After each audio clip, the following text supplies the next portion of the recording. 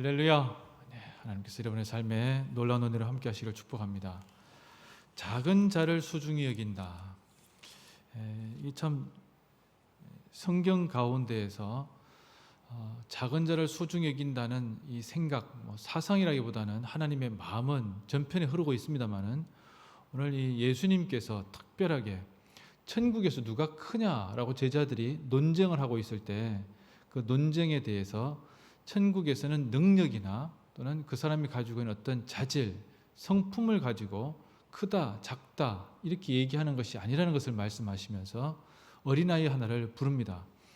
저는 이 본문에서 불렀다는 게 참 참 유의미한 모습이 아닌가 싶습니다. 예수님은 얘야 이리 와봐라 라고 할 수 있겠고 이름을 부르실 수 있겠죠.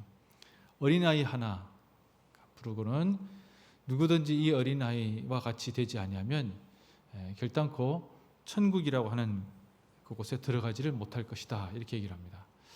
자, 그렇다면 이제 다르게 표현하면 어린아이만 천국에 간다고 할 수 있겠죠. 그러면 나이가 어리면 다 들어가는 거냐 이렇게 되는데 이게 아닙니다. 그죠? 그러면 어린아이처럼 된다는 것이 무슨 의미일까? 오늘 본문에는 자기를 낮춘다라는 의미가 들어가 있습니다. 어린아이는 자기를 낮춘다. 다르게 표현하면 어린아이는 자기의 능력이 발현되기 전에 존재이기 때문에 스스로가 무엇인가 할 수 있다고 하는 것. 물론 요즘에는 아이들 이제 길을 세워놓습니까? 잘할 수 있다고 잘한다고 하는데 실제로는 모든 것을 다 할 수 있지 않죠. 어린아이가 할 수 있는 것은 대단히 제한적입니다. 그러나 어린아이의 본질을 본다면 어린아이의 가장 중요한 특징은 무엇인가 하면 어린아이는 스스로 살아갈 수가 없는 존재라는 겁니다. 어린아이는 누구의 돌봄이 없이는 살아갈 수가 없습니다.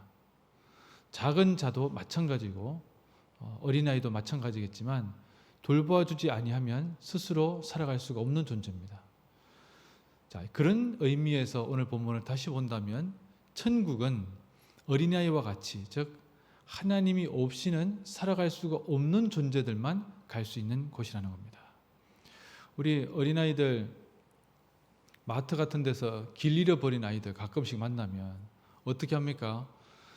그 아이가 부모에 대해서 정말 신뢰하는 아이라면 크게 웁니다. 큰 소리로 울죠. 또 대다수가 울죠, 그죠? 엄마 어디 갔냐고 큰 소리로 높여서 웁니다. 그래서 엄마가 그 아이를 안고 데려가고 이렇게 됩니다. 그 아이, 즉 엄마를 잃어버린 아이의 심정으로 부르짖는 것이죠. 나는 어떻게 찾아갈 수가 없으니 엄마가 없이는 나는 살아갈 수가 없다. 그것을 어린아이가 소리 지르는 겁니다. 천국은 이처럼 하나님이 아니고서는 하나님 없이는 저는 하루도 살아갈 수가 없습니다 라고 고백하는 겁니다. 그래서 저에게 오늘 먹을 양식도 주시고 저에게 오늘 살아갈 힘도 달라고 고백하는 것입니다. 헨리 나우엔이라고 하는 돌아가셨습니다마는 이 예수의 신부신데 이분의 우리의 가장 위대한 선물이라는 책에 보면 공중근해, 공중고개를 하는 그네 뛰는 사람을 만난 이야기를 하고 있어요. 이 공중근해 고개단의 이 리더격이었던 로드리라고 하는 사람하고 이야기를 하고 있는데 그 사람이 밥을 먹다가 보니까 이제 여러 가지 이야기가 나오겠죠. 그때 처음 만난 사람이니까 또 공중 고개 근해를 하는 사람이니까 도대체 그게 어떻게 가능한 거냐. 당시 공중에서 몇 바퀴씩 돌고 또 다른 곳에 가는데 그게 어떻게 가능하냐 이렇게 질문을 해요. 자, 그런데 그 사람이 아주 중요한 비밀인 것처럼 이 얘기를 합니다. 나르는 사람이 가장 중요한 것은 나를 붙잡는 사람에 대한 전적인 신뢰라는 겁니다. 내가 날아가면서 상대편에서 나를 잡으러 오는 사람이 있잖아요. 그 사람에 대해서 전적으로 믿는다는 거예요. 자, 그러면 전적으로 믿는 거 그럼 어떻게 해야 되는 거냐? 손을 더 쫙 뻗어야 되는 거냐? 그 사람을 팔을 딱 잡아야 되는 거냐? 이렇게 묻는데 이 사람이 그 사람의 영업 비밀을 얘기합니다. 비밀은 나르는 사람은 아무것도 하지 않는 것이다 라는 거예요. 나르는 사람은 아무것도 하지 않고 붙잡으러 오는 사람이 모든 것을 한다는 겁니다. 자기는 공중에서 2바퀴는 뛸 수 있겠지만 마지막에는 자기는 아무것도 하지 않고 손을 뻗는다는 거예요. 그래서 나르는 사람이 하는 최악의 실수는 뭔가 하면 붙잡으러 오는 사람을 자기가 붙잡으려고 손을 칵 잡는다는 거예요. 그러면 자기는 그날 큰 사고나 또는 붙잡으러 오는 사람의 팔을 다치게 하는 심각한 사고가 발생한다는 겁니다. 그런 의미에서 본다면 예수님은 십자가 위에 마지막에 이렇게 말씀하십니다. 아버지, 내 영혼을 아버지 손에 맡깁니다. 이렇게 말씀을 하셨어요. 이것은 죽을 때에만 말씀할 수 있는 것이 아니고 여러분 매일 밤에 우리가 자면서 주님께 드리는 기도의 본질 중에 하나입니다. 아버지, 내 영혼을 주님께 맡깁니다. 오늘 내일 아침에 제가 일어날 수 없다면 주님 곁으로 가는 것입니다. 그렇지 않습니까?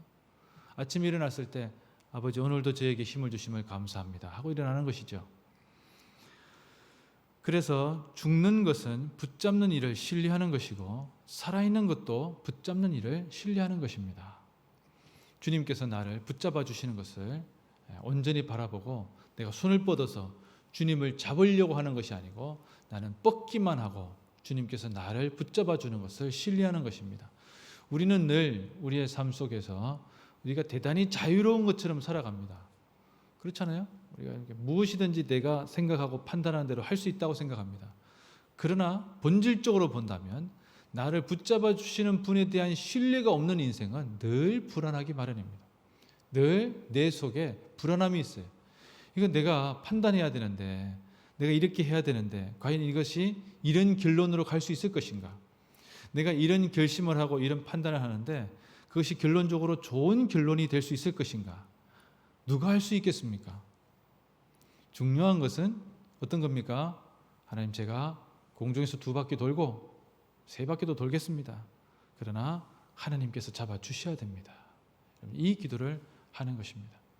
그래서 말틴 루터는 기도는 내가 기도하는 것이고 그래서 내 염려를 하나님께서 하게 하는 것이다. 이렇게 얘기를 했습니다. 오늘 하루를 살아가면서 기도, 하나님께 대한 신뢰, 본질은 내가 하는 것이 아니라는 겁니다. 철저하게 하나님께서 하시는 것입니다. 그리고 기도할 땐 그렇게 하고 실제로 일을 할 때는 내가 전적으로 할 수 있는 것처럼 최선을 다하는 것이죠. 그리고 그 모든 것의 결과는 하나님께 맡기는 것입니다. 그것이 우리에게 주어진 귀한 과업이 아닌가 싶습니다. 그렇게 일평생 매일매일마다 하나님께 맡기고 하나님을 신뢰할 때 주님께서는 잘했다, 나도 너를 신뢰하고 붙들었다 이렇게 말씀하시고 천국에서 만날 때 참된 기쁨이 있는 줄로 믿습니다. 그렇게 살아가도록 합시다. 기도하겠습니다.